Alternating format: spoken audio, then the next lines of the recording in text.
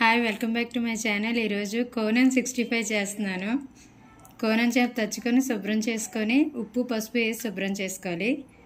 అందులోని బోన్లెస్ తీసుకోవాలి, ముళ్ళులు తీసేయాలి. వెనకాతల తొక్క బ్లాక్గా ఉంటుంది కదా, అది కూడా తీసేసి ఉప్పు కారం పసుపు వేసుకొని ఒక స్పూన్ బియ్యం పిండి శనగపిండి ఒక స్పూన్ మైదా వేసుకొని శుభ్రంగా కలుపుకోవాలి. ఒక ఎగ్ కూడా వేసుకోవాలి. అల్లం వెల్లుల్లి పేస్ట్ లైట్గా అన్నీ వేసి ఒక 1 అవర్ నానిన తర్వాత ఇలా అయిన తర్వాత ఆయిల్ ఫ్రై చేసుకుందాం.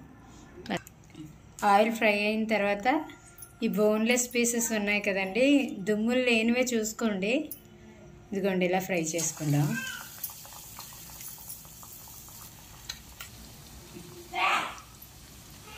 ఇదిగోండి ఇలా ఫ్రై చేసుకోవాలండి. రెడ్ కలర్ రాలేదని ఫీల్ అవద్దు, ఫుడ్ కలర్ ఏమి వేయలేదు నేను.